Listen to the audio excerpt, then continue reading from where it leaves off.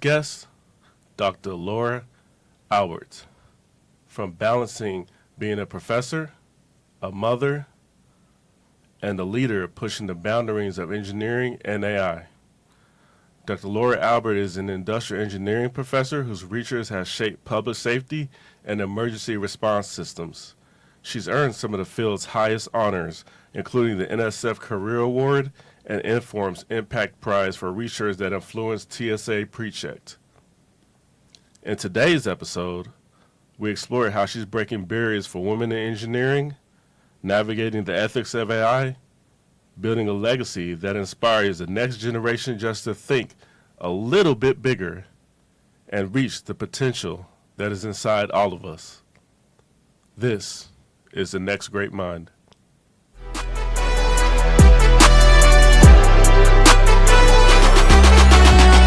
and gentlemen, thank you for joining us today.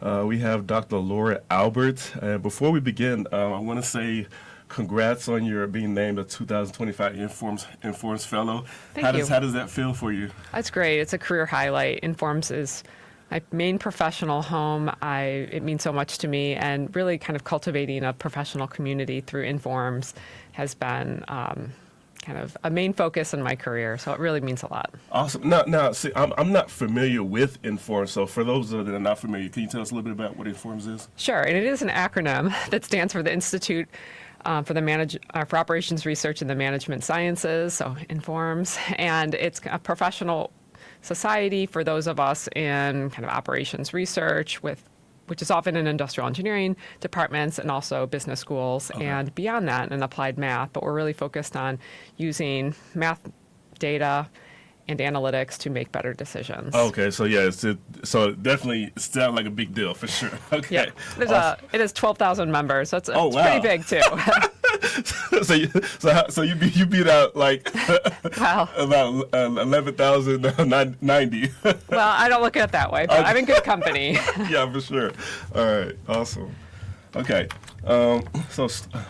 first question. Now, when you think back to your childhood dinner table, spaghetti night, family conversations, what lessons about hard work and ambition were quietly being taught to you before you even knew what engineering was? Oh, that's such a great question. And I loved spaghetti night. That was one of my favorites. I think a couple of things. One is my dad is just very curious. And so part of that hard work is always about being curious and staying open to things. When I was growing up, he worked at a lab at Allstate, and sometimes he'd visit other companies to work on loss prevention and would tell us about the things that they made. And it was kind of really interesting, or he'd read about science.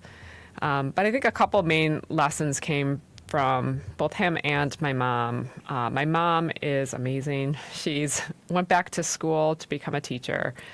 And so throughout my childhood, you mentioned spaghetti night. She would make spaghetti ahead of time and like freeze the sauce so it would make it easy for my dad. My dad is a wonderful cook, but she went back to school. And I saw how they both worked really hard to support one another. Yeah. And it was really nice to see my mom become a teacher. So she started her first full-time job when I was in high school. So it was like many years in the making. And it was very fulfilling. It was a very fulfilling career for her. So I feel like I come from a long line of strong women, including my mom, and seeing her make those sacrifices and them doing that together, I think meant a lot. Awesome. Yeah. Now, did your mom, did she specialize anything for teaching, or? Yes, she became a junior high science teacher. Awesome. She also taught history. Okay. But it kind of built on her background interest in science. Oh, okay. And there's not a lot of people that want to teach junior high science. If that's your jam, like it's a really good career. Now you mentioned history. We'll get to that, but so that may lead me to think that because you I don't want to jump the gun. We'll talk about that. Sure. About that. Now, you went to James B. Conant High School in Illinois. Now, what was that like at high school growing up? You know, you being into marching band, volleyball, badminton, cross country, and all of that. Oh, you found out a lot of stuff. Yeah, I think high school was when I started to kind of spread my wings. I think what's great about high school, and I have two daughters in high school, one who's now in college, so, you know, it gives them a lot of opportunities to try new things and to work hard, as you pointed out. and also find balance. It's really important. As a parent, I see all the life lessons, and I have a fuller appreciation for my high school days. Conant was a great place. I really enjoyed the sports and marching band. I will say, I feel like I learned just as much, if not more, from extracurriculars as I did academics, and it prepared me very well academically. But I had to learn how to manage my time, set Definitely. goals, be really responsible in a way that you don't have to be in your classes, because you could choose to not study or stay up and cram before an exam. You can't do that for sports. You have to show up every day for practice and really show up. And that was wonderful. And badminton was just really great, great experience. I felt like that was really where I became more of a leader. And you're not a leader because you play singles and doubles, so you're like out there by yourself. But you really it gave me an opportunity to really be a leader in the team setting. Gotcha. Yeah. Now, you said you have to find balance. How did you I guess that goes into what you mentioned, time management. How did you go about doing it? Were you the best at it, or did it take you a while to get into that, or? I feel like I might be the best at it now, Wow. but Okay. not back then. So it's like most skills, you have to learn them. And yeah, I mean, I'm the kind of person that likes to take on a lot, but I'd rather do that than not take on as much. But with that comes, you really need to figure out time management, because if you're balancing a lot, it's not easy to do. And my senior year, I really wanted to go far in the state tournament in badminton. I also wanted to be in the musical, in the pit band. That was my only chance. I didn't know that. That's yes. new. Okay. Bye Bye Birdie. What musical? Yeah, Bye Bye Birdie. Oh, I okay, played Bye Bye trumpet Birdie. Okay, in the yeah. pit. It was amazing. But I did go to practice every day after school. So I went to a full day of school, went to practice till about 6 o'clock, showered, and then went to musical practice that usually ended around 10 o'clock at night. And then wow. I had to prepare for AP tests and everything. And that was my senior year, my last semester senior year. So I kind of was getting better at management, but it really, I look back at that and I was so glad I had those opportunities, because when am I going to be in a musical again? Never. I've never been in a musical again. Hey, you could if you really wanted to. You have to try for it. So. I passed the baton to the next generation on that one. Gotcha. Awesome. Okay. Now, this is a personal question for me. Now, I know that you follow a lot of Chicago sports teams. Can you Yeah. is that true? That is true. Okay, awesome. And it's brutal. It is brutal sometimes. Yeah. Can you tell us your two favorite teams to watch, and your favorite players on each team, either current or back in the day? Oh, yeah. So it's definitely the Chicago Bears. I don't Okay. feel like there's a close second. Was relieved the Cubs weren't swept last night.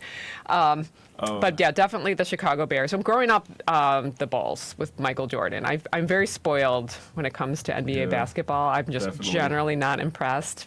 After growing up with Michael Jordan setting the bar for what normal basketball was for me. Definitely. But definitely the Chicago Bears. I do have a Walter Payton jersey. Oh, So okay. he is the GOAT. Sweetness, my all-time favorite player. I was thrilled when Devin Hester got into the Hall of Fame. That was a more contemporary player. And Peanut Tillman is kind of a favorite player. I was just remarking to my family how sometimes they call it the peanut punch when a defensive player pokes out the ball and causes a fumble kind of Yeah. name for him. But yeah, and of course the fridge. I mean, Oh yeah. That's he's a mainstay for sure. Gotcha. So you gave me more than two, but that's good. I'll take that. I'll take that. Yeah, those are some good names. Okay. Okay. So as far as graduate studies, you have a PhD in industrial engineering with a research focus on aviation security. Now, as a child of a mother and medical, I think she did medical technology. Am I correct? Mm-hmm. Okay, yeah. And your father biology. How did your upbringing influence your view of engineering in terms of what they did? I never really saw myself going into like STEM or engineering. It was not in my radar. I really didn't really know what I wanted to do growing up. I kind of bounced around. If you asked me a different day, I'd say a different career. Getting into high school, I was actually thinking maybe the law would be interesting. I still find the law very fascinating. And I'm like, maybe I should have gone into patent law and just like jump into a pile of money every day. But I love being a professor. Yeah. And it took me a while to find engineering. My parents were had science backgrounds, and so they definitely pushed the sciences a lot. It just didn't feel like a good fit to me because I didn't really know a lot of scientists or engineers. So I had to kind of find my way. And I think in high school, all those experiences really helped build my confidence. And my high school started a JETS team, Junior Yeah, yeah. Engineering Technical Society, and I participated in that. And the competitions kind of exposed me to some more career opportunities. So even when I started college as a history major, I was already double majoring in history and physics by the first day of college. And then I bounced around a little bit more until I found engineering. Gotcha. Yeah, you're actually skipping ahead to some of my questions. So I guess it'll be a natural conversation now. So I'll touch on that. So I did. I think you did mention JETS in one of your podcast interviews. So was that kind of pivotal? Was that a turn? I feel like I think you mentioned that was a turning point for you. For me, that was. Yeah. Yeah, I think just having my teachers be confident that they're starting this team and they wanted me to participate. And I did pretty well in the chemistry test. And one of the exercises we did as they were grading the exams in our first competition was about environmental engineering, and we had to think through some problems. And it just made me realize, like, oh, maybe engineers do a lot of things I didn't know about. It's worth exploring. Gotcha. Okay, and then. So you mentioned history, and so my thing, and even before that, you mentioned that your mom was in the history. Now, what was that? Did you start off as a history major because of that, or was it just an interest for you? No, just an interest. I still think I'm a good student of history. I think that's important. But my mom's main jam was teaching junior high science, but the school was very small, so she also had to teach something else, some U.S. history. Okay, gotcha. Okay. Now, you also mentioned it's important to have big dreams. What kind of big dreams does Laura Albert have? I'm a big thinker for sure. I think you mentioned that I was elected as a fellow for Informs. That was one of my dreams, and it feels pretty good to do that. My big dreams are usually a little bit outward facing. I think over my career, just trying to get more people interested in operations research and industrial engineering has been a big dream for me, and something that I've always tried to cultivate. And it started with my blog that I started almost 2 decades ago. It transitioned over many years. I've written op-eds, and then this past year I launched Industrial and Systems Engineering Day, which is really the part of that same dream. So that's one. And as I've gone in my career, I realize that how we affect people is the most important thing that we really get to do as professor. I don't want to dismiss my research, which I think is incredibly important, but when I think about some of those dreams, a lot of it involves other people, and frankly, the next generation, because being a professor really is about investing in the next generation all the time, every day. And so those are a couple of my dreams that I've been involved with. I've been really involved with teaching of AI. That's been something that I've been doing a lot lately. I'm sure we'll talk about that later in the interview. But go big or go home is what I say. Awesome. I'm sure you'll hear some more about that in some later questions in the interview. Awesome. Okay, gotcha. Now, now most of us don't have our whole life mapped out 18, so I feel like a lot of students, either high school or college, can relate to how you started your collegiate career. History major before finding your way to engineering. What was that journey of uncertainty like for you? What finally clicked? Yeah, that's a great question. I feel like if you look at my career, it looks pretty linear and straightforward. But if you hear, going without that hindsight, I was really meandering a lot. And I think that even if you have a very straight-looking journey, it's not as linear as it might look. Definitely, I switched majors more than average before I found engineering. I think for me, what really clicked is I really sat down and looked at all the different engineering majors. And at Illinois, they had a general engineering major, which is now industrial and systems engineering department. It's more systems engineering. And then they also had you specialize in a topic. And one that they had was history and philosophy of science and engineering. And I was like, heck yeah, that sounds great. I didn't know you could do that. So that to me was a really good fit. Yeah, and definitely. I've taken some history of science courses. I still read about the history and philosophy of science on a regular basis. Okay. And that just, for me, provided an avenue and that really clicked. Okay.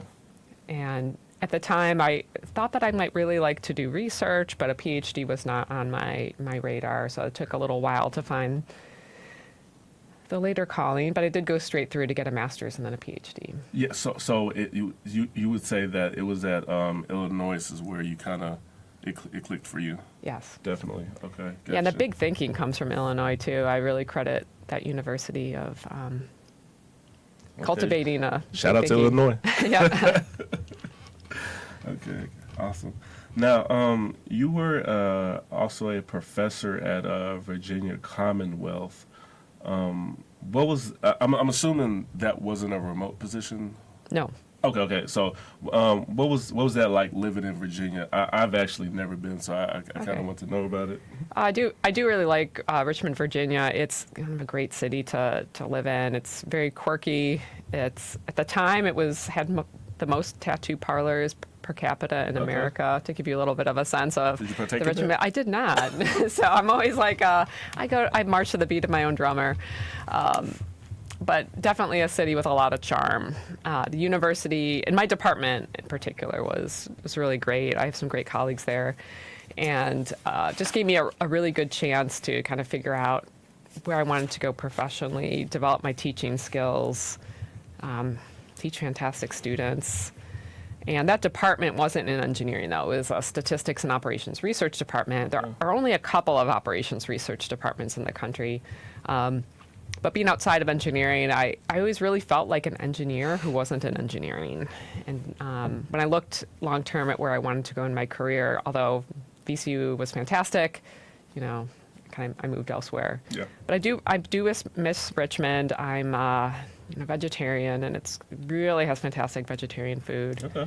I tell people that it made like PETA's top 10 vegetarian cities up with Portland. Okay. So it definitely has its charm and its appeal. Do you have a restaurant you want to shout out from there? Oh, Ipanema. Ipanema. Okay. Yeah, in the Harrison Street coffee shop. Yeah, they serve sandwiches. So as I mentioned before, so your PhD research was in aviation security. What's one lesson from that work that can make everyday travelers safer, or at least more informed today? Yeah, I think it's a good lesson for just being civic responsibility as well. What we were really trying to do was trying to figure out how to use our tax dollars wisely and to inform policy, and thinking about how do you actually balance that goal along with a goal to make travel really safe. And I was very lucky to work with Sheldon Jacobson, who's brilliant and has just this great eye for solving or identifying really important problems that others have overlooked. And he was actually working on aviation security before 9/11. He's like one of the very few people because he had this great vision. And so it was really great to just jump right into that project, starting my PhD in September 2001 and focus on that problem, on that research. And it was really political too. It's just like our research wasn't, but there was so much scrutiny at the time. It was definitely a problem of national interest. It still is. Like the TSA recently changed the rules. You don't have to take your shoes off if you're in the kind of standard screening lines. And of course, that's national news instantly. But he was getting so much attention to his research, which was really great. But a lot of that scrutiny and learning how to talk about research to the public having an appreciation for that, focusing on the analytics and the insights, separate from maybe politics, as we'd say, and really focus on our contributions. So I really have a strong appreciation for that. And I look back on it and I feel like that research is such a good model of government efficiency, of using resources wisely to achieve really good security without necessarily a big price tag associated with it. And I think the traveler should feel great that, the aviation security has continued to evolve. We have better procedures, better technology for sure. I'm still a headache though. Yeah. But the level of security can be achieved highly, be made very high. Gotcha. Awesome. Now, Sheldon Jacobson, what was his background? He is, his background's basically in applied math and operations research. Okay, gotcha. And is he a academic like you, or is he worked for like a company? Or? He's an academic like me. He's still at Illinois in the Department of Computer Science. Okay, so you guys have that parallel. Mm-hmm. Okay, awesome. No, well, so because of that, did you guys understand each other pretty good, or was it did you need to like work through communication when you were working together? He made it really easy to work through the communication. Okay. I think part of being a PhD student is it's one long, awkward transition. You're doing everything for the first time. When you're doing things for the first time, it's hard. And he was just a really great advisor that taught me a lot. I was always, I think, curious and willing to learn. And we've had a great partnership. He's still a mentor to me. And we still publish together occasionally. Okay, awesome. Now, you were a speaker at ISC Day Europe. Now, what was that experience like? And was that your first time speaking at that event as a lecturer, or? That was the first time we've had that event, because ISC Day launched just this year in September. Oh, okay. So that was ISD Europe. Yes. Oh, okay. Yeah. I thought it was totally separate. Yep. Okay. Yeah. Awesome. All right.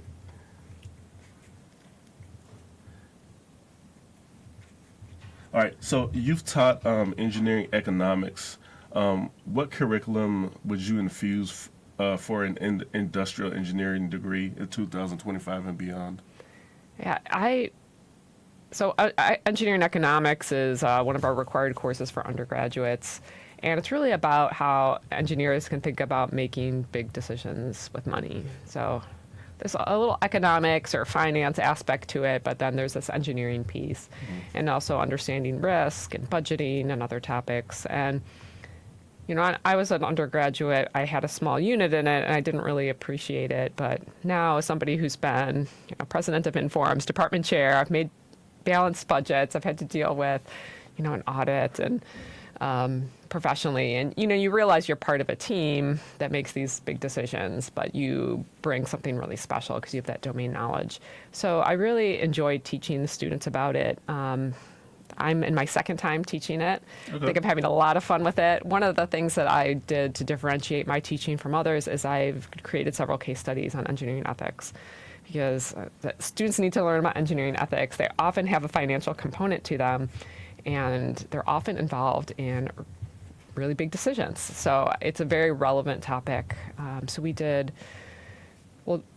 case studies in the Ford Pinto, Theranos, Boeing 737 MAX. And there's not right or wrong answers, which I think is important for engineers to see. You don't always set up an equation and solve it and get the right answer. Sometimes there are some gray areas, and they need to think through that and align what's happening with engineering ethics and professional standards. Gotcha. Can you give us kind of some of the questions in terms of engineering ethics that you had? Is this as simple as like, what's the moral cause of this decision? This engineering, like, just kind of give us a insight on that. Yeah, the Engineering Code of Ethics has like 6 main principles, and so I'll ask them as an issue comes up. We'll see kind of the case for and against, the Ford Pinto, and then they'll try to see which of these, items in this canon of ethics were relevant or may have been violated. And then sometimes I might put them in the position of an employee. So when we do a Theranos case study, I will not put them in the position of the CEO, which might be more challenging for undergraduates. I'll put them in the position of ultimately the whistleblower who is a recent college grad. When you're working at a company, you can see that there are ethical violations. How do you approach that? What are your options? I feel like that's also very relevant because they might be in that position at some point in their career. Gotcha, definitely. Historically, industries like finance and healthcare have had regulatory bodies to protect public. Now, with AI moving so fast, we don't have the same level of oversight. How do we build trust between everyday people and engineers designing these systems before any other major privacy scandal completely breaks the trust? Yeah, so trust is a moving target, for sure. And I think we really have to focus on, responsible and trustworthy systems and doing good AI in responsible ways. In a lot of engineering applications, we have a strength because so many of our applications, not all of them, but many of them are safety critical, or bridges have collapsed in the past. So we have this lens of responsibility. And there is actually quite a bit of regulation in certain industries, like the aviation industry, healthcare, as you mentioned. So we come with a strength of being able to innovate in places where there are guardrails. And I think that's one of the benefits. But what we need to really do is think about AI at scale. We might use a few tools for AI now, but what happens in a decade when there are 10,000? For the healthcare industry that's highly regulated, that seems like an incredible challenge. But for everyday engineers, understanding how to deploy responsibly, how to govern, how to evaluate, thinking about the bigger picture is something. And our domain knowledge is really important. People don't, pick up a little engineering on the weekend. It takes a long time. It takes years to get the degree. It's hard work. But that's also a strength that we have a lot of domain knowledge that we can draw from to improve the trust and the trustworthiness of AI systems. But when there are issues, it definitely breaks the trust and it's hard to get back. Yeah, definitely. Now, you mentioned domain knowledge. Like, how do they acquire that? Just in their typical engineering curriculum. Okay, Yeah. Gotcha. All right.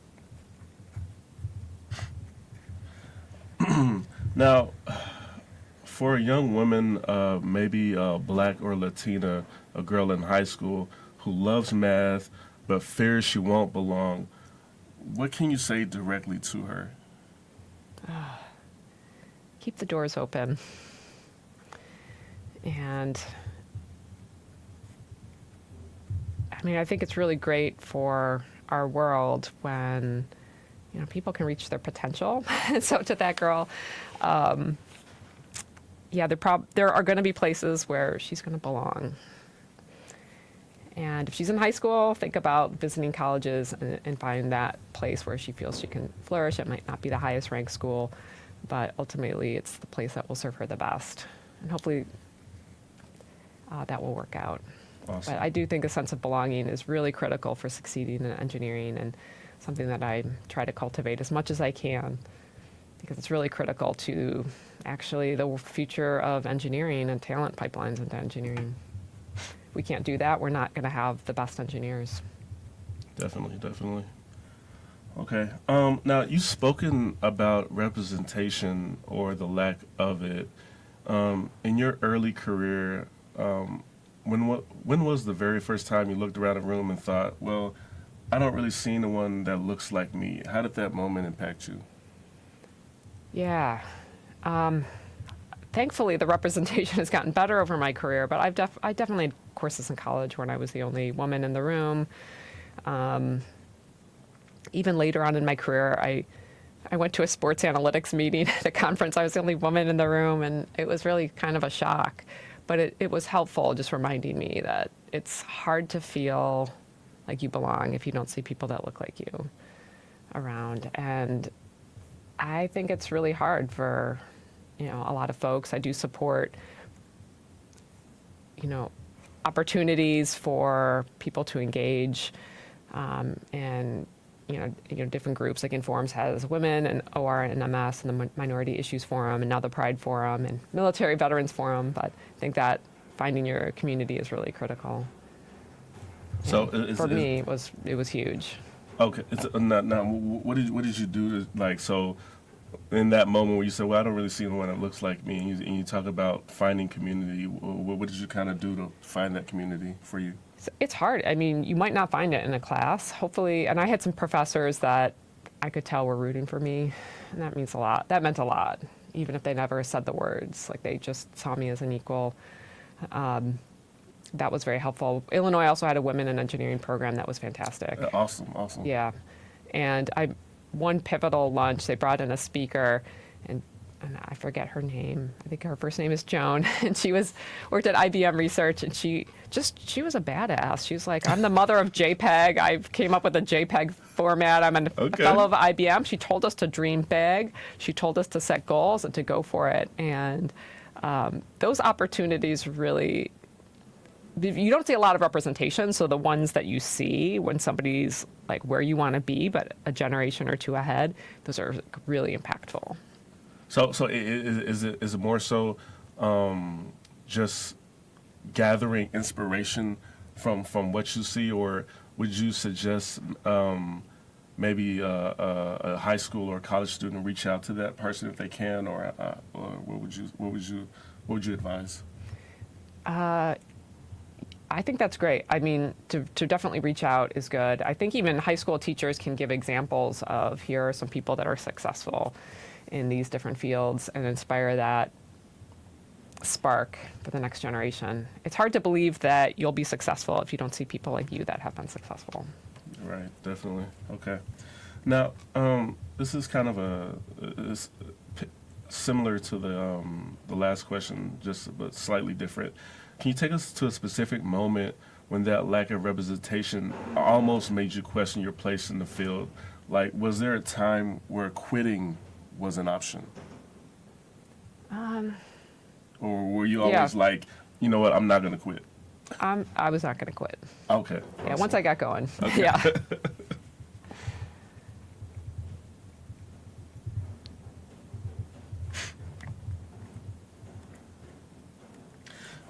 What does legacy look like for you? Not just as a professor and engineer, but as a mother and a woman paving the way for others.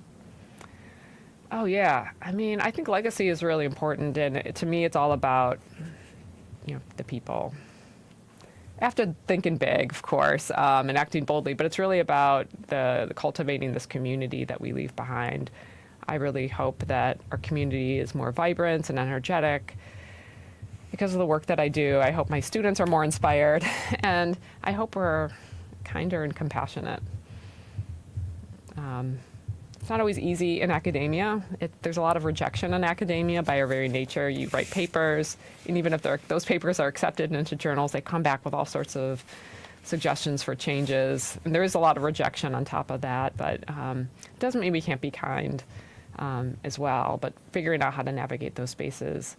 And of course, I want us, I hope that I can have the opportunity to inspire people that will make really big breakthroughs. So that kind of talent pipelines is always top of mind for me. Now, okay, so I want to drill down a little bit for you as far as your answer goes. Now, so what I've gathered is legacy looks like inspiring that next generation. How do you quantify that? Like, is it just like, oh, they put out a paper and they say, hey, thanks, Dr. Albert, for helping me put out this paper, or is it coming to you in between office hours and say, hey, you really helped me? Like, what is it? Let's quantify that. Yeah, so I think all those things really matter, and I really try to show up at office hours, of course, but to really have an impact is thinking about doing it at scale. And that's where I've really stepped up with leadership opportunities. It informs. For ISE Day is an example of just inspiring at scale, and because every year I've got a friend or some colleague who tells me, oh, my daughter's friend is interested in engineering. I think she'd like industrial engineering. Can you talk to her? And I'm not going to really make a difference that I want to make if I help that one person every year. And I do help that one person every year. But like in ISE Day, our goal was really to get everybody talking about it. And if everybody can talk to one or two people, Get more people. yes, Gotcha. and then they become part of our community, and they can do the same thing. So that's really how I think about it. Awesome, definitely. So that compound effect. Okay. Now, you specialize in discrete optimization, which sounds incredibly technical, you know. So if you had to explain it to a teenager why this work matters in the real world, how would you do it? Okay, yeah, and it's because yeah, that is really hard to talk to teenagers about why our work matters. But the idea that I would tell somebody is if, you know, take my public safety work, if you're really trying to cite police stations or fire stations, you can't have them like half and half between locations. You just have to pick one. And when you do that, you know, you kind of end up with some winners and some losers. Some people are always going to be close to that fire station. Some people aren't. And that's the discrete aspect of it. And that's why some of the trade-offs are pretty significant and the decisions are actually hard, because you can't just kind of balance things out and make everybody equal. You want to do that, though, with math and some other ways. And we see those problems pop up all the time. If you want to put people on a plane, at some point the capacity's full. You can't just get one extra on. So that's a real limitation that we have to balance. So maybe just using real world problems to kind of normalize it for them. Yes. Definitely. Okay, gotcha.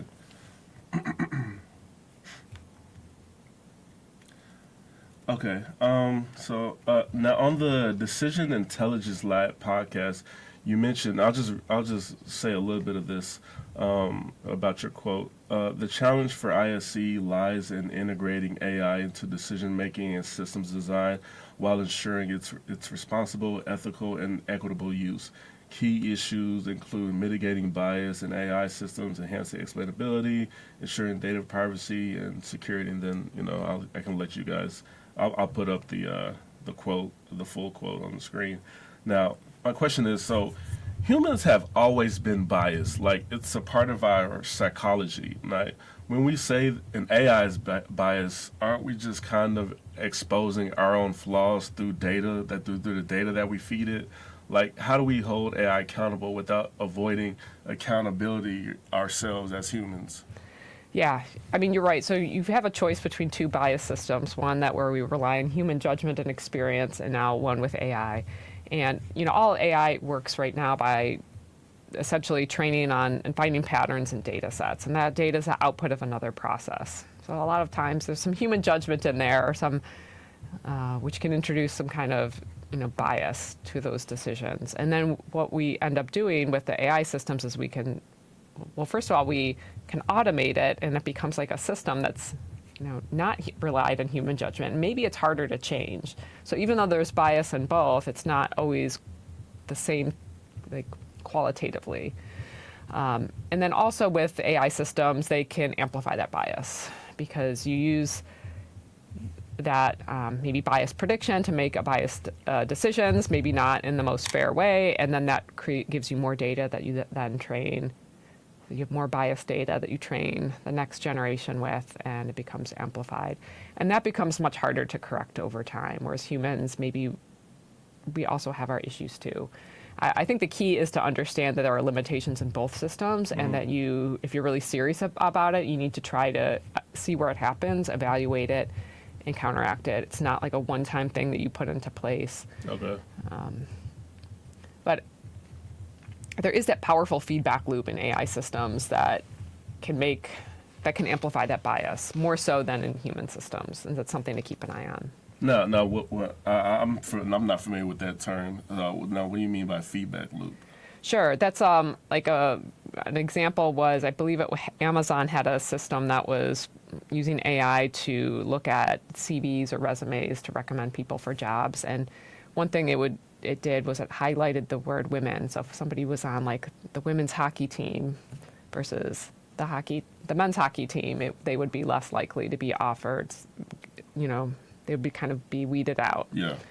And that obviously was very negative. Had nothing to do with the the job requirements at all. It was just like these associations that historically, like, women have been underrepresented in tech jobs, and so it kind of learned that shortcut and that pattern, which is not a great one. And so what happens if you actually were to use that, and thankfully it was abandoned, is that the next generation of people you hire would not really reflect the most qualified candidates.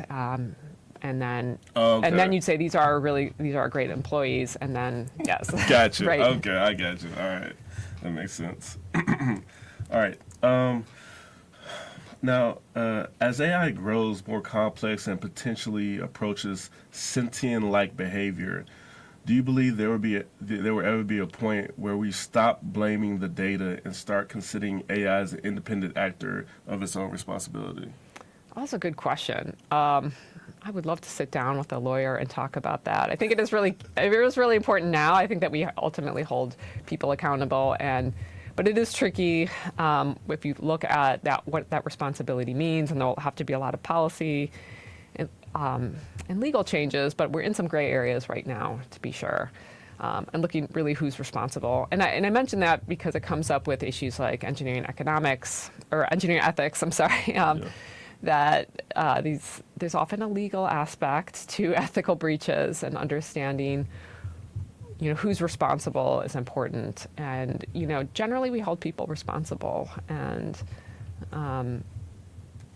it's not really clear who will be responsible once AI just becomes much more ubiquitous in our everyday life. Now you mentioned some gray areas. What kind of gray areas? Yeah, so there could be So until you really see some of these cases that go through, and I'm going to give you my best answer as a non-attorney, knowing like what is the legal standard for who's responsible and why, it could change slightly. We've seen a couple cases with like self-driving cars, but is it products issue and some of the specific standards that would be affected. And sometimes it shifts a little bit, but then it becomes the burden of proof in the legal setting becomes much harder or much easier. And that can really drastically change a lot of the answers to these questions. Gotcha. So that's why we just have some gray area. Okay, gotcha. Now, in your paper that you wrote with your colleagues, paper's called Grand Challenges in Industrial and Systems Engineering. There's a section in there, 4.2.4, Challenge with AI, number 4, addressing data privacy, security, and ethical concerns.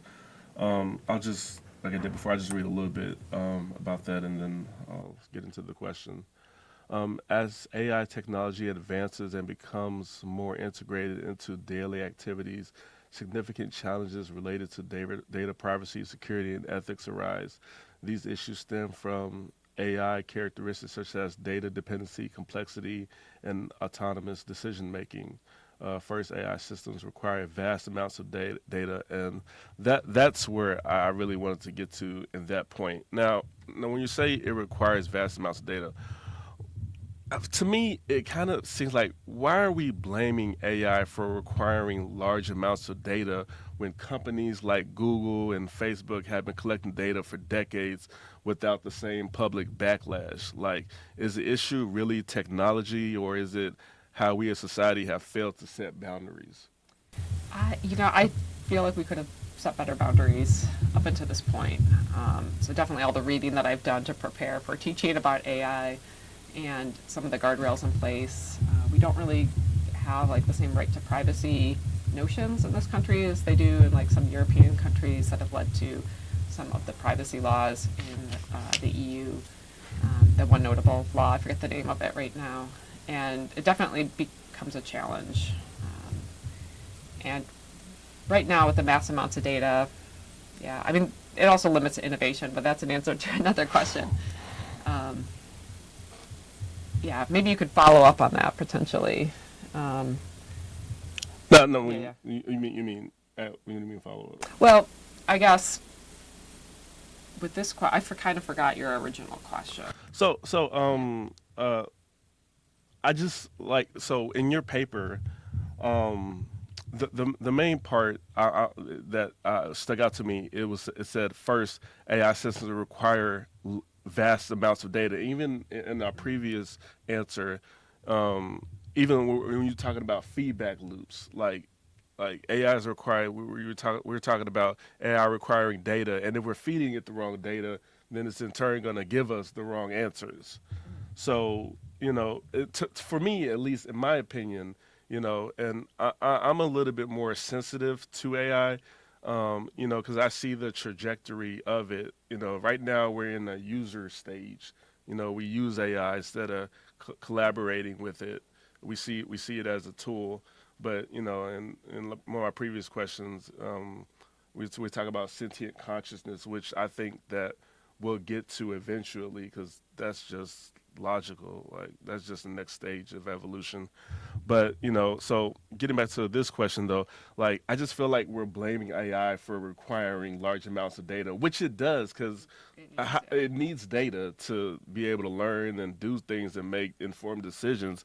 But I just felt like in that paper we're blaming AI for requiring large amounts of data when companies like Google and Facebook, they're like they're just like taking all our data, and nobody's setting any guardrails, like who's actually watching them for trying to use up all our data or whatnot. So so that's my question. So they've been collecting data for decades.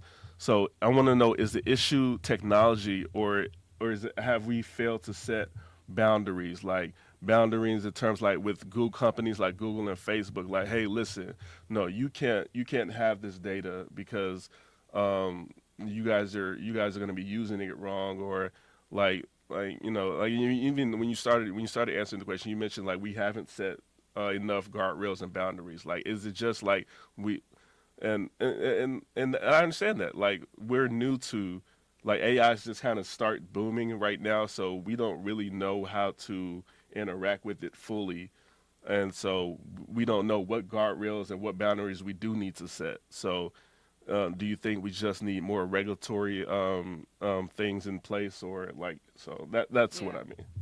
Yeah, absolutely. And I didn't quite get that from that statement, but what, companies have been collecting data for a long time, and it's kind of alarming to see how much of our data is collected. And All of our data. They got all your information. right. And so right now we have more systems communicating with that data, and that is also, concerning too, because who are they sharing this data with? Can other people intercept the data? The data when we have devices talking to each other, and I think that was part of the challenge. I think the grand challenge is to make sure, especially with privacy specifically, but then also the regulation that might require that is the larger set of guardrails. And policy is a very powerful lever. I'm very interested in policy in this space. It seems like we're moving towards fewer guardrails rather than more guardrails. And I'm of the belief that I think you can have guardrails and also have innovation. Yeah, definitely. I think it's just a matter like who's in charge and like setting these guardrails, because you can have people that have limited thinking and like, well, we need to put this in place, and because of this, and they have their own biases and so on and so forth. So,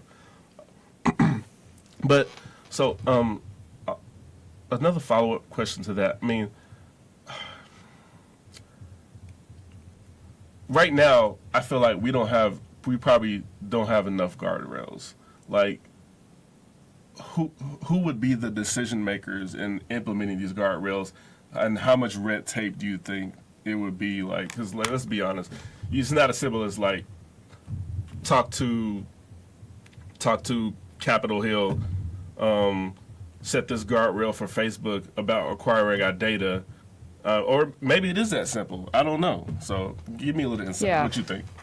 So I have talked to some folks on Capitol Hill about AI, and there have been some working groups within the Senate and also the House, and it was really interesting to talk to some of the staffers, and they'll push back on some ideas, like everybody wants not everybody, but some people have proposed like an FDA, but for AI, and it's pretty clear that that's too one size fits all, and that would be a lot of red tape in places we don't really need it. Like I use AI and when I use a word processor and it gives me grammar suggestions, I don't, like, I'm not so worried about that. It's other things that I'm worried about. Yeah. But it's, again, like, how do you spend some of your resources? So trying to be more, it's pretty clear it's going to be more the efforts are going to be more targeted and industry specific. I really see a lot more of the innovation coming out of the states. So California's done some. There's some new legislation. I'm going to guess at some of the states, looking at how they're introducing these guardrails and maybe something there being introduced nationally. I mean, it was pretty clear when I was talking to the Senate and congressional staffers that there wasn't going to be like a really big AI bill. It was going to be several bills that might come into existence. But we're learning stuff from the EU right now. We're learning from different state experiments. The city of New York has an experiment where there is governance around every AI that the state implements, and they kind of do a report on an annual basis looking at the costs, the benefits, limitations, guardrails that need to be put into place. Okay. It's pretty gotcha. labor intensive, so it's hard to imagine that really scaling up. But maybe they'll learn how to do it better, and something will be scalable and can be used. Do you know I mean, it sounds like, just kind of how everything is. You have your what's the word I want to use? Guinea pigs. So there's the guinea pig state. Who are these? Yeah. So who are you mentioned California, so it's California. Who else? City of New York, there's a couple other states. I think Montana has some laws. Okay. Illinois actually has a privacy law that is not AI specific, but there are some specific rules that can be put into place. But there aren't really best practices yet. We don't really have even the first round of requirements. We have some optional standards, like NIST has the AI risk management framework right now, which provides some very high-level guidance on governance for organizations. So we're making a move in that direction, and I think it's critical to really educate students who are going to be the ones making those standards and forming those laws. And so that is definitely a big passion of mine. Okay. And I found the topic of governance in general, which includes policy, but then also maybe more company-specific or organization-specific governance, be a really rich topic that's really good for industrial engineers. And I'm hoping we get to find some of these answers. Okay. Awesome. All right. Now, if an AI is trained primarily on Western data, so its outputs will reflect a Western worldview, how do we design AI systems to work fairly on a global scale, even defining fairness varies widely between cultures and governments? Yeah, that is a challenging question. I'm not the best person to answer that question. Okay, but, that's fine. definitely we see many challenges in that regard. And yeah, AI definitely is very good at finding patterns, and if those patterns don't apply in other places, they're not going to be as relevant. Okay, gotcha. Now, in an interview, you also mentioned AI governance. Now, I gotta admit, I probably should do a little more research on that, but why do you think that would be consequential? Really, if you look at, in complex systems where you have different levers and knobs where you can change things. And some of the most powerful levers are policy. Like, how do you change the rules for the game? How do you set the rules of the game and enforce it? And that's where governance is really relevant, is at that in some of those really powerful levers. And it needs a lot of scrutiny. It's much more powerful than should we get some more data, even a lot more data, to build AI systems. It's thinking higher up, and it also takes time and resources. Yeah. It's not free, it's work. Yeah. And so thinking about how to do that, have good governance holistically, industrial engineers are particularly good at it, and I'm hoping that we produce some leaders in that space. Okay, gotcha. Okay, sustainability often gets used as a corporate buzzword. From your perspective, how do we make sustainability measurable and actionable when designing systems for logistics, manufacturing, and large-scale operations, rather than just a marketing spin? Yeah, I like really doing the real stuff as an engineer and thinking about it. I don't have the strong answers on that, although Okay. I would say that industrial engineering, we kind of look at what we do. A lot of it is we end up doing things more efficiently, which is kind of good for sustainability. That's like on the plus side. But then you also can do so much more with the resources you have. So there are those trade-offs with sustainability as well. And that was mentioned in the Grand Challenges paper that we worked on. I really see the next generation that engineers will have a bigger responsibility for sustainability, and not just civil engineers and environmental engineers. Those of us in industrial engineering as well. Gotcha. Okay. What in terms of sustainability, like, and you mentioned engineers will have a bigger role in that. What major problem do you see that they see them facing or having to tackle in like the next 5 to 10 years? Engineering in general, overall, I think energy is a big one. Yeah, definitely. We're seeing a move towards nuclear energy and next generation energy devices. So, in my field, we're not going to be the leaders in that, but we will play very important roles. And I have some projects on energy security because, the devices just, there's more communication, so the attack surface is bigger. There are new risks that might be out there that we have to think about. So also, those holistic aspects. And that also supports energy security for our nation, as well as sustainability.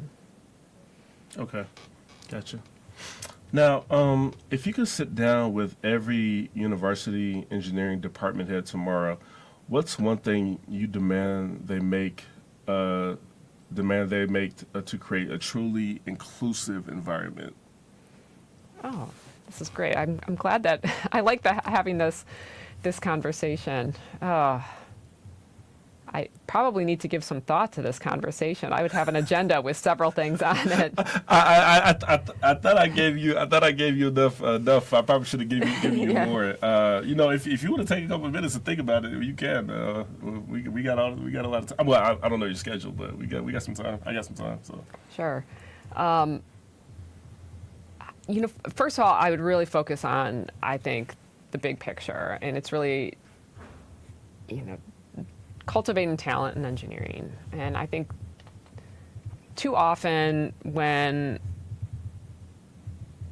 I've heard conversations about this turn into something like, oh, we're just lowering the standards. And it's like, no, we're actually trying to make the same standards, but we're trying to have, through a sense of belonging and making more cultivating a more welcoming environment, that we just have better outcomes. That's probably not the most eloquent way to say it. now, But things can go off the rails very early in these conversations if you have a bunch of people in a room. yeah, definitely, Yeah. and different thinkers. Now, I'm putting you on the spot a little bit. Yeah. What do you mean by lower standards? Let's get into it.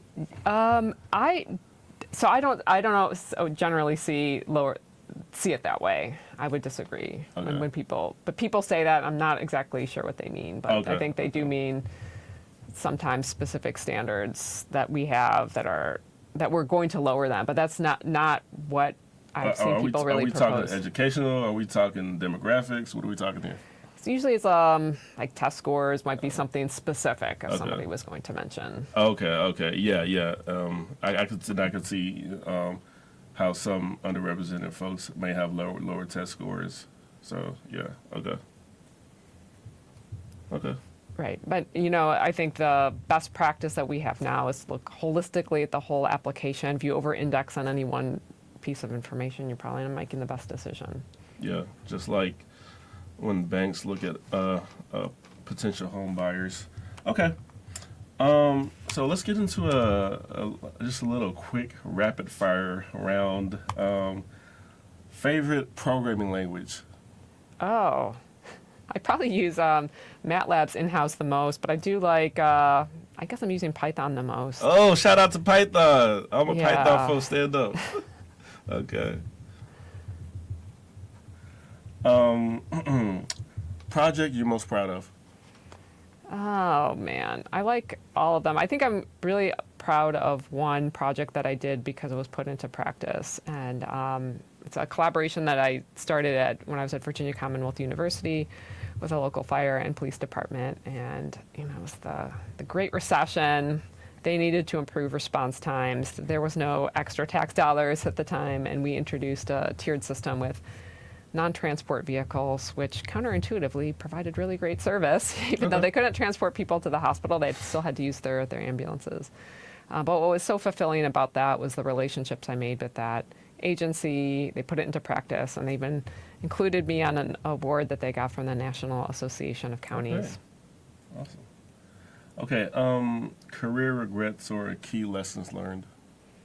I try not to have too many regrets, but there always are lessons to be learned along the way. One is, personally, I have to not hold myself up to such high standards all the time, and I do have very high standards. I was like, how do you do that? Yeah, I'm still learning that one, so that is still a lesson that I'm learning. And it is hard. A lot of what we do, especially to have a fulfilling career, is you do a lot of new things, and you have to just give yourself time to grow and have, as professors, we're always told to have like a learning mindset or a growth mindset for our students, and we typically don't have them for ourselves or even for ourselves as colleagues. And so that's something that I've learned along the way. There's a lot more lessons. We could be here all day if if I went through all my lessons. All right, shout out. Biggest personal inspiration, and that could be like anything, whether a movie, a person, whether you know them or whether it's Tony Robbins or whatever. Oh, yeah, I don't know if it's a specific person, but I'd probably list my grandmother, who I was very close to. She passed away at almost 102 years, and she emigrated from Scotland, and she was supposed to be a nurse, but then her father died, and they just kind of sent her to America.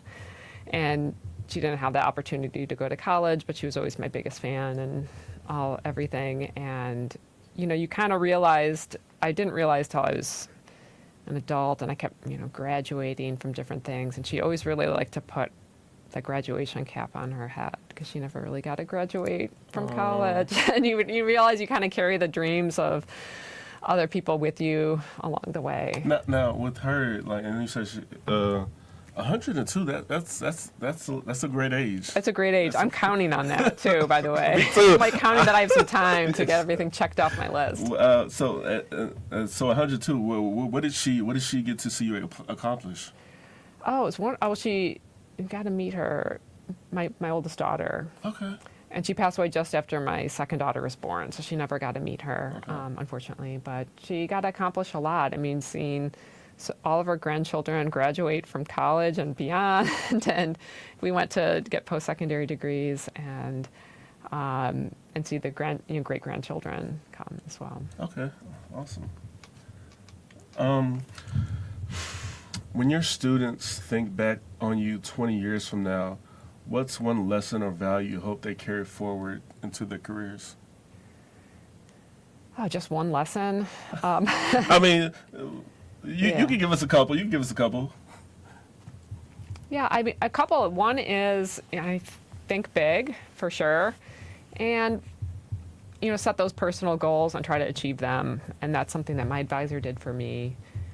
Just invest in myself. It's not about publishing the most papers. It's about think bigger with impact, think broader, the impact you want to have, and then kind of try to keep setting those goals that are a couple of years off and achieve them. And I always try to invest in them and encourage them to apply for awards. And I think that hopefully they'll remember that I'm with them in the hard times and the difficult times, and I'm always going to be their biggest fan. Oh, okay.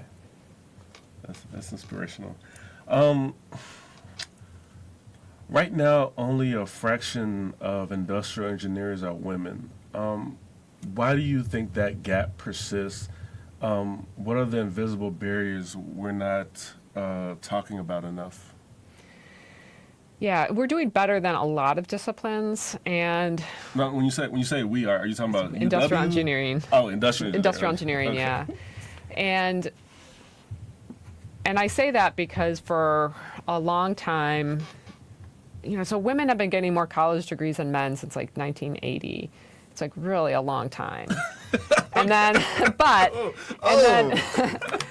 if you look at specifically at engineering, it was like women went up to about 18 to 20% of engineering degrees in like 1990, and then it was flat until really the Great Recession, which was like during my formative years and in my career, which is really kind of disheartening. You'd think that there had been like a slow increase, but there definitely has Especially been. if you guys are getting more degrees than us. Yeah, but it kind of comes down to culture, and there were a couple of big National Science Foundation studies that performed, and they looked at why people actually later in their career were dropping out of science and engineering fields, and they found out that they were only dropping out of engineering at higher rates than normal. And every field has people that leave the field after they graduate. It's not atypical, and it was really due to like culture issues that we didn't have like critical mass to change the culture, and so that. But some of that changed after the Great Recession. Nationally, we finally saw those numbers budge with women increasing. I think the culture is changing, but I think there's that saying, culture eats strategy for breakfast. We really do have to focus on the culture of being welcoming and inclusive, and not just to women, but to everybody. You shouldn't have to be like a superstar to succeed. We should, if you've got what it takes, we need to eliminate some of those barriers. But I still do hear that there are, stories from, female students that they're constantly getting these messages, or regularly getting messages that they don't belong, and that they really need role models. And I could only be a role model for so many people. Yeah. But I think just, in engineering, we can't solve all that in universities because they go on to the workforce. But today's students are tomorrow's professionals, and we can, if we invest in helping them feel more inclusive and welcomed here, hopefully they'll take that on to the workplace. Now, when you say culture, I work in tech, and tech's another male-dominated field currently. I'm not sure what the numbers say in terms of what are we doing to get more underrepresented folks, including women. But so with tech, it used to be real bad. I heard, it used to be a real boys' club. That was it that type of culture that you're talking about that we need to kind of get rid of, or was it just just not getting door slammed? And not so much door slammed, but yeah, that more kind of, it can be a little bit of an old boys' club in some places. Gotcha. And if you look at, we've been on awards committees. On some of the awards committees I've been on, the applicants are really not representative of the field. And typically that is very few or sometimes no female applicants to some major awards. And, when you're looking at a field that's, I think, 20 to 25% women, you'd expect like a quarter of the nominations to be women. But you kind of see that there are some gaps there in the culture of just, who's worthy of being nominated. And you have to kind of pay attention to these things, because you can't really solve the problem unless you can kind of quantify it sometimes and try to create better feedback loops about, broadening participation and who applies. And then that leads to, and if you don't, it leads to it's hard to really be ambitious in your career if you don't see people really getting to the very top. And I definitely suffered from that earlier in my career of not really having so many role models, and then you go further out and it's hard to really know what you should strive to do in your career. That is a barrier on the one side, but our big barriers in higher ed come from the beginning of getting people early on, making them see that especially at UW in our program, that I think that they can survive. Survive's not a great word. It sounds kind of grim, actually, that they can thrive. And I really do like talking to high school groups. They really like hearing about how confused I was as a teenager, and that I found my way, and that they can too. I told you, because a lot of kids identify with that. A lot of kids, we don't know what we want to do, and then some kids You know, a lot of I, like at my church, I asked some of the kids, "What do you want to do?" And they're like, "We want to be a YouTuber." I'm like, "Okay, well," Yeah. you know. So, but then they realize it's not all orange, peaches, and orange. I mean, engineering is not all peaches and oranges either. But you know, I feel like it's more traditional, you know, to go that route versus trying to be a YouTuber. And I'm not bashing YouTubers, y'all. So don't come for me. But anyways, so that's Yeah. awesome. Yeah. Yeah, I once years ago we had a introductory freshman course in engineering, really designed. I didn't know this at first, but it was really designed to increase retention of underrepresented groups. And I loved the course. I didn't really know that, but why it was designed. But it was about grand challenges in engineering, and the idea was that we have I think 11-ish majors, but there's not 11 ways to be an engineer. There's like 1,000 ways to be an engineer, and you get to see through some of the grand challenges that you have these interdisciplinary teams of engineering of engineers, and they can work on these big problems, and that there's a path for you was kind of the takeaway. And so I've tried to take that with me when I do outreach events. To help people find maybe the pathways in engineering. It's not really just picking a major that's usually enough to foster that sense of belonging. It's finding the different groups you can be associated with and maybe some career paths that feel like they really resonate with you individually. Gotcha. Okay. Awesome. What can men in leadership positions do differently today to create a culture, something we talked about, where women don't just enter the field, but they feel heard and they rise to the very top? Yeah, I mean, there can be a lot that we do. I think a lot of it stems around recognition and thinking about how do we. You know, Yeah. I want to be very, very specific because we talked, and I'm sorry to interrupt. Yeah. But, you know, we talked about some of these fields being boys' clubs. So as a man, you know, even as a, you know, whether people look at me as a minority or not, you know, but what can we as men do to make you guys feel seen and heard and say, hey, you can rise to the very top? You know, what can we do? Yeah, I mean, I think a lot of it is being proactive building on that idea with recognition, nominate people for awards. This is what we do in academia. It's maybe not in every industry. You know,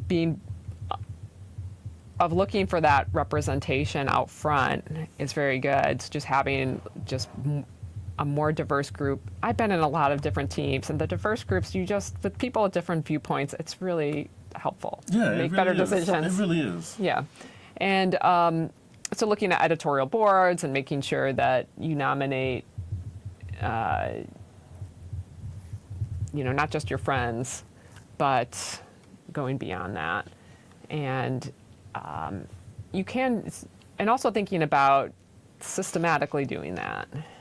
So when I've had a chance to do that, I take up the challenge. And, you know, Informs, for example, is not an academic institution, it's an organization, but specifically for like award committees, you know, we ask people why they chose the people that they chose. And so it's like a strong lever, so they can't just, Yeah. I asked my golf buddies. Well, yeah, Right.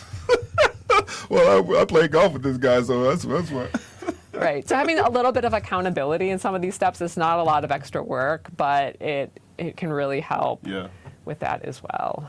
yeah, definitely. Okay, awesome.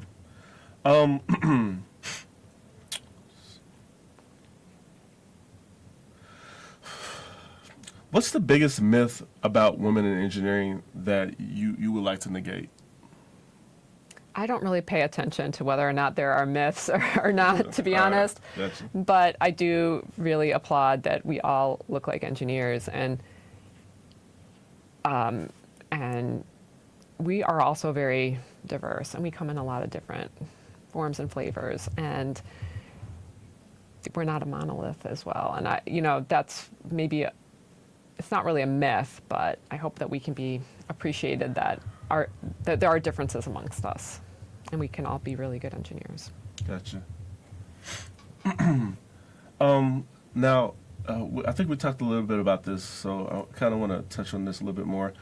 What should universities do today to increase retention and success of women in engineering? Now, you mentioned you had that class Yep. that was for underrepresented folks. Is it simple as just having a class, you know, in the curriculum?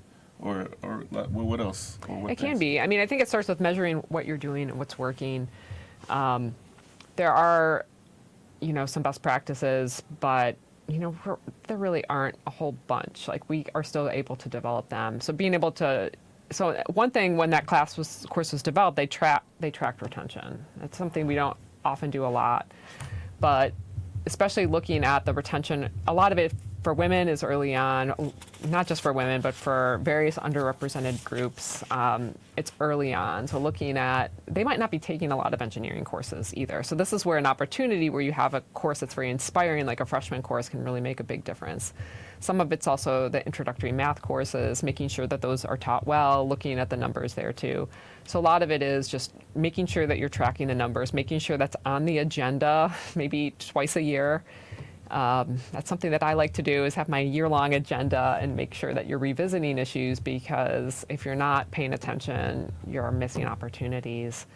That it's a lot of continuous improvement. This is a very industrial engineering answer, but a lot of it is just, tracking, paying attention, and identifying where problems are, and then coming in with a remedy. Another thing that's really important is advising, because students do see advisors from day one, and making sure that you have a very inclusive and culturally sensitive set of advisors, because our students are very diverse. We don't have that many advisors, and so making sure that those advisors can really meet the needs of the students are important. I also advise students, but they typically go to the staff advisor because they know all the answers. They can get them in the class. You don't know all the answers? I don't know all the answers about they'll come to me and they're like, should I take this class? And I'm just like, and they're really wanting to know, like, is it an easy A? And I don't give them that answer. Yeah, of course not. Or like, how do I get it off the wait list? I'm like, I don't know. You have to talk to the staff member. Okay. They're like, you're worthless. But those are important touch points. So I always look at like kind of who are the first responders, so to speak. And a lot of times that's staff. A lot of times it could be like a welcome event. One of the welcome events that I think works pretty well is having like the engineers club fair, where they get to maybe find their people, where they can really find the sense of belonging that help them understand that they belong in engineering. And, I try to do else what I can, like as a professor. I always try to do my part, and I have a syllabus statement that, I take everybody seriously as a student and a scholar. And I try to talk about that it's like normal to come to office hours, and it's normal to use tutoring in engineering, because engineering degrees are hard. And they can talk to me about whatever they want in office hours and not just about the class. And people do that, but not everybody knows that you can talk about internships and other goals. But it's more of a layering effect at that point. Gotcha. I really appreciate it. You gave a very detailed answer, so I appreciate those. Those were a lot of nuggets. So hopefully we can get this out there and more universities can implement. Now, who mentored you, and how did their approach shape your journey? And how do you mentor others now? Yeah. So like my main mentor is my PhD mentor, because it really is kind of like an apprenticeship. You work with this person, you meet weekly for several years in a row. And so my other mentors have not made that level of commitment, but I've had a number of mentors in my career that I've worked closely with. Sometimes assigned mentors as part of a program. But when I think about mentors, I always think about Sheldon Jacobson, who really was the best mentor for me. And he's a really great mentor. He's fairly fantastic. And I think he understood that, like, I was not going to be like a mini version of him. Like, I needed to be invested in, and it's like students shouldn't come. And my strengths might not necessarily be his strengths in every way, but he wanted me to be the best version of me. And he kind of guided me to that too. Like, figure out what the students like, what they're good at. You've got enough in common, and don't try to get a square peg in a round hole. Like, sometimes they just might need to be moved onto a different project to realize their potential. And I think that was, very good. Like, this flexible vision for developing and cultivating talent, and not students shouldn't feel like a failure if they're not a mini version of you. That's not the bar. Putting them in the box. Yeah, he was also very available. We would meet multiple times a week, which is much more than average. But I really looked forward to those meetings. It kind of took the pressure off, and we could talk about a lot of different things along the way. So that was kind of meaningful. For mentoring now, it's that sense of belonging that you have to build with PhD students. That's usually who I mentor, but I do mentor undergraduates in research and just others. That they belong, they've got what it takes. And because parts of it are hard, and helping them put things into context a lot is what we do as mentors, because it's generally you're mentoring people somebody that's going through something for the first time. And so that's that context building. And for a PhD student, it might be like, okay, well, every PhD student I've had, there's something that they're like insanely good at. I'm like, how did you know how to do that already? You're supposed to learn that. And there's something that they really need to work on, probably more than the average student. And those two things, they're going to be different for every student, and not to see them as deficient just because they've got to work on something. It's like, so everybody has to work on something. And trying to kind of normalize and build that confidence. And a lot of times with other mentors, I do that as well. Just with other mentors, like professional mentors, my colleagues, it's mostly listening. Listening is an underrated skill. Oh, yeah, definitely. If you're not listening, you're not doing it right. And there is a lot of listening with students, my student mentees as well. But I do a lot of undergraduate research because I did not do undergraduate research. I'm the first PhD in my family. And for a lot of people, that undergraduate research, it's going to open that door. And it's harder to open it without having those experiences. And I'm very proud that I've had a number of advisees who are like first-gen students, and then they go on to get a PhD. And that's like really meaningful for me, that creating those, and again, talent pipelines, but creating those pathways and maybe opening some doors for people that, if those doors aren't always open. Awesome. Okay. When you look at the field of engineering right now, what breakthroughs excite you the most? Oh, man, this is such a tough question. There's a couple things. I think at the end of the day, what we really want to do is like help human flourishing at some point. When I look at engineering as a whole, like I'm definitely focused on my niche of engineering, and the breakthroughs that I'm really interested in these days have to do more with resilience. And we are really good as a discipline of like optimizing, which I love optimization.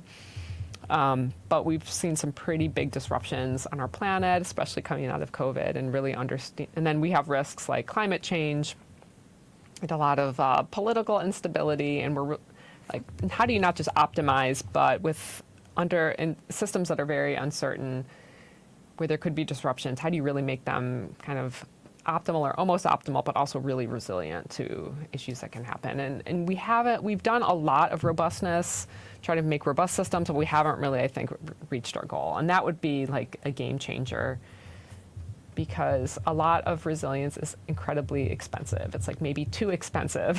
So we've really being able to kind of make that more manageable would be kind of a game changer for humanity. Now, for me, at least, I haven't done a lot of research on resilience, and maybe some of my listeners could benefit from drilling down a little bit. Can you tell us a little bit more about what do you mean by resilience in engineering? Yeah, it can mean a couple different things, but usually it's like worst case failure of a system with cascading failure. So not just like a typical disruption, which are somewhat easier to plan for, but something that could be worst case. So, I mentioned energy security being really, next generation energy systems. Well, they could be really susceptible to worst case cyber attacks as well. So that's a resilience question. Like, we would love to have game changing energy systems, but without catastrophic risks. And supply chain is another area that supply chains are global now. They're complex. They're incredibly connected, and it's great that supply chain has like entered the common lexicon, but usually it's used not in a positive way, like, oh, supply chains again, and but if you have a system that's so connected, sometimes it's also can be fragile. So how do we kind of manage those? And there's been issues not just with COVID, but also the war in Ukraine and other issues that that can really affect supply chains, and those ripple effects are felt globally.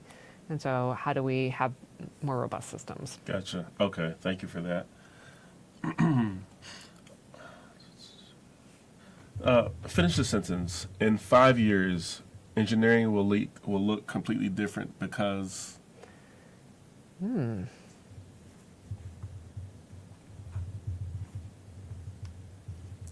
Well, I hope we are not totally completely different. We have good fundamentals, but yeah, I hope we have, Or you could say it won't look different. It'll be the same. We could say that. I think right now, I think AI and resilience that will be, that we'll have that expertise and we'll be seen as experts. I'm not really finishing your sentence the best possible way, but those I believe are pretty game changing for our industry. And overall, engineering tends to be a little bit. I think we've got good fundamentals that we don't want to lose along the way as well. Okay, awesome. So we'll be on the lookout for that. Okay. Now, balancing professor, researcher, speaker, and mom roles, was there ever a time where that kind of felt overwhelming? Or Yes. Really? Not daily, but yeah. I'm a mom of 3, and I have three wonderful daughters. And yeah, I mean, they always come first. They're what I'm most proud of is my 3 daughters. And yeah, definitely when they were younger, that there were times where it was a challenge, of course. They get the flu, they can't, or some virus, they can't go to their daycare, and like my whole day's an upheaval. But even as they get older, there have been a couple times when they have things going on. I mean, it's not easy being a teenager. Yeah. Or there are health issues. Yeah, so I've definitely felt that in the past year or so. Well, I don't want to get into the details, but You said not easy being a teenager, it's not easy being an adult. right, that is true. Yeah, it gives me some purpose, but it also helps put things into perspective. Like, my career is not as important as it is to me. It's not the number one thing, and that's good to know. And it helps me kind of feel a little bit more grounded. And I think I have younger nieces and nephews, and I think the most wonderful thing about kids is like that they don't care what you're doing, or if your paper didn't get published or anything like that. They just care that you spent time with them. Yeah. So it's awesome that you have kids that you've built that with. Oh, thank you. So yeah.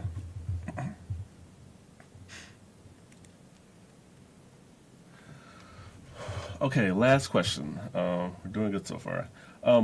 Where do you hope the field evolves in 5 years in terms of technology and inclusivity? Are those technology and inclusivity connected, or can I give separate answers? Definitely. I think we have to give separate answers because they're totally different. But so yeah, let's give separate.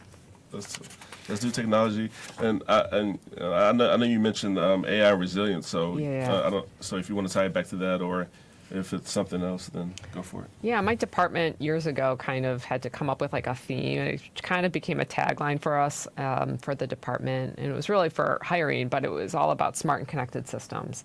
And so when I think about that technology question, that's what I'm thinking about. Not having really cool technology that can do something really cool in isolation, but how do you think about having a smarter system that's connected? And that's what where using the technology just seems very fluid and smooth and meaningful and trustworthy and secure. And but we have a system that really serves us rather than us serving the technology that's been developed. And inclusivity, yeah, it weighs on me heavily. There's been a lot of pressure to, scrub DEI statements, et cetera. And I think a lot of that is really misguided because, of course, I think,